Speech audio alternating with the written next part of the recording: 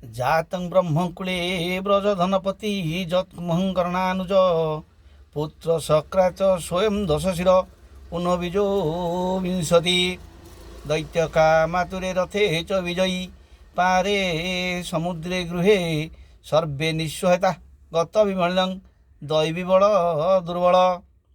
हे रामचंद्र जानिच मु किए से मु हूँ नैष्ठिक ब्राह्मण।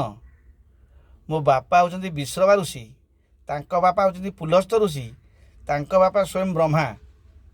मोर बड़ भाई हूँ समस्त धनर अधिकारी कुबेर। मो सान भाई हूँ समस्त बलर अधिकारी जी कि पशुपक्षी मानू मनीष मानू नरबानर मानू खाई जाए कुंभकर्ण। मो पुओ हूँ सक्रायित जी कि इंद्र को हरेक इंद्रजित पद पाई। स्वयं दशशिर मोर हूँ 10टा मुंडर बुद्धि 20टा हाथर बल। मुझे चाहमी समुद्र को फुंकिकी सुखईदेवी, किंतु जानिच कौन है मोर टे धर्म बल ना बोलिकी मत आज कहीं साहाय्य करने को आसुना, समस्ते मत खाली हाथ देखा। ये युद्ध रे तमें जीतिल कहीं जानिच? रामचंद्र पचारे हाँ तम भाईटी मो पाखक पलि आसी तेणुक मु जीतली। ना ना ना जीतबार मुख्य कारण है तम भाई तम पाखे अच्छी किंतु मो भाई मो पाखे नहीं।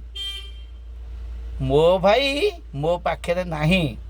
जदि मो भाई तुम पाखे षड्यंत्र करून था एवं मो भाई मो पाखे था ताले मु भी आज जीति था। मो भाई तुम पाख पलि जाइली बाहरनी।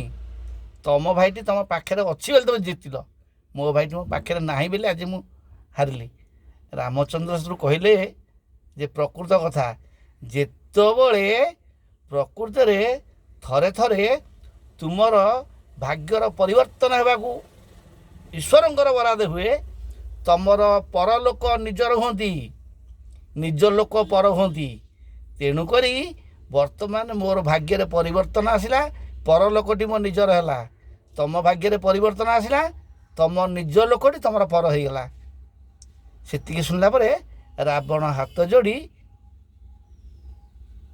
ये लीला संवरण करी स्वर्ग को गले।